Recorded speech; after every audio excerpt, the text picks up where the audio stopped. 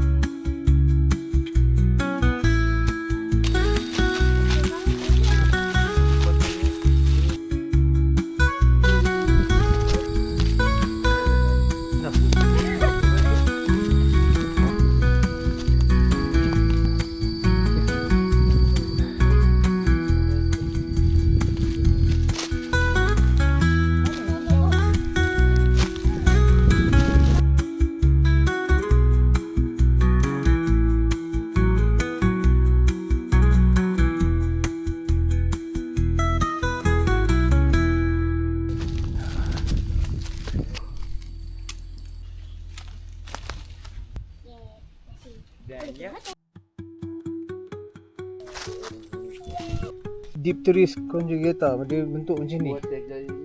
Sana ada banyak tau.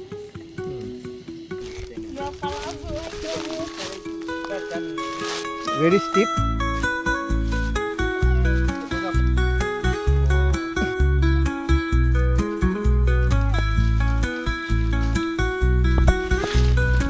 Sangat curam dia punya turun bukit tu.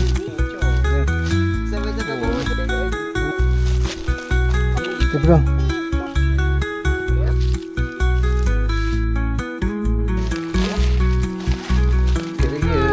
Okey, ada sedikit obstacle, sedikit halangan.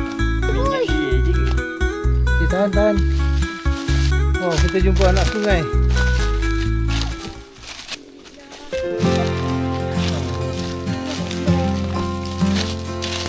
Nature trail.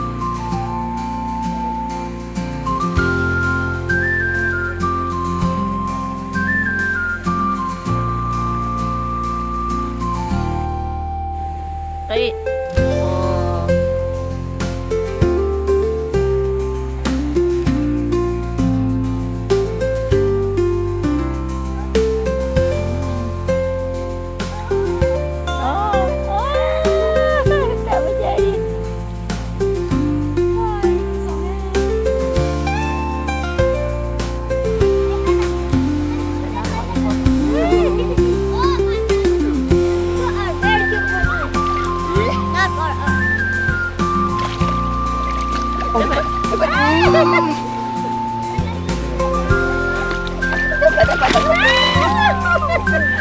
Thailand ni yang ada banyak ikan ibarat macam KELAH Century, Taman Negara Merapu. Sini lah main ikan. Kau. Ui dah. Dia masuk dulu, bagi masuk. Dia masuk.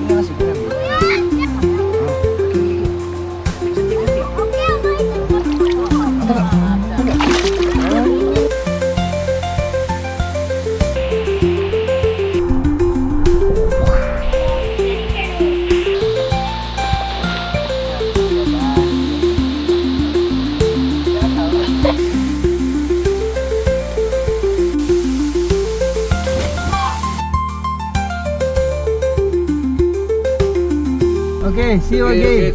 Okay, thank you. Kami ada banyak video seperti ini yang anda boleh tonton di dalam playlist kami. Jika anda ingin kami terus mengeluarkan konten seperti ini, subscribe kami.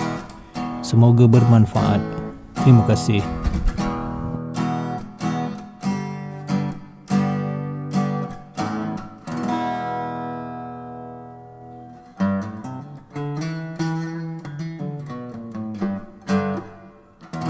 Are you ready for your next adventure? Yay!